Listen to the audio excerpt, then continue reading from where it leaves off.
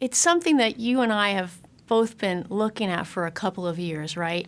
Of how can we improve this global experience for the WEMBA students.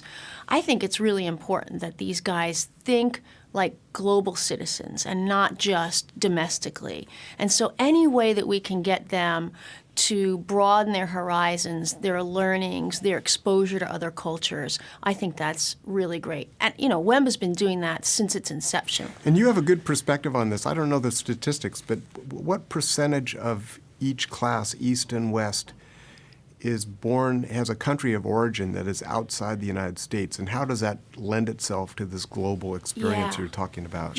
Interestingly, it's upwards of 30-40% of the class is born outside of the United States. Born outside of the U.S., and probably even greater than that, have worked outside of the U.S., worked with cultures outside of the U.S. So they're always bringing that experience into the classroom.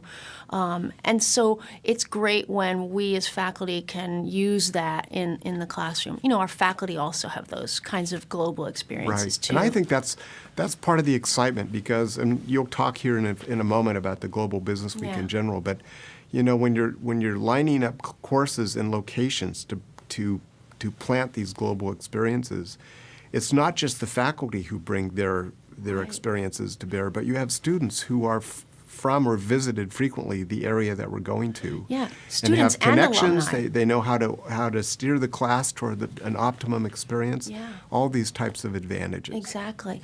So when we're thinking about where to go for Global Business Week, we're thinking about where are the interesting opportunities that we don't already have access to. So we're trying to branch out a bit. Where are the faculty going to be able to lead the students appropriately? And from the alumni perspective, too, we're looking for places where we can capitalize on that alumni network, too.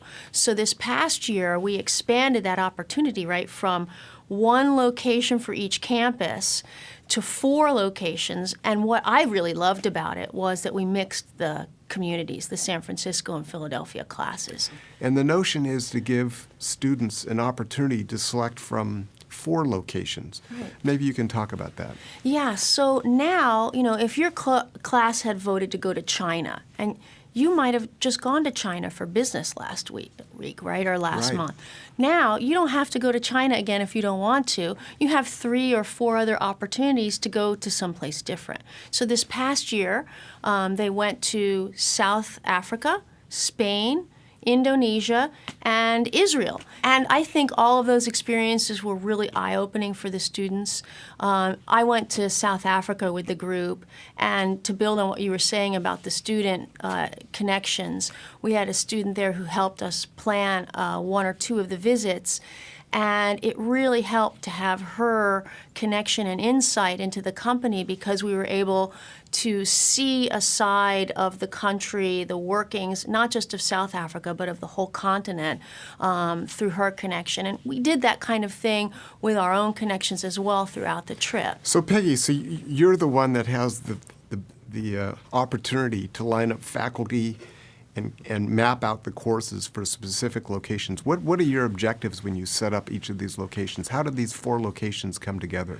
Yeah, it's a great question. And in a way, there's so many places we could go, right, in the world. We have so many opportunities. But it's trying to link together the faculty interest, because the faculty is an important part of this experience. You want someone there who's leading in a way that they can expose the students to something unique that they're not going to get if they just go on a trip to South Africa and do a safari, for example.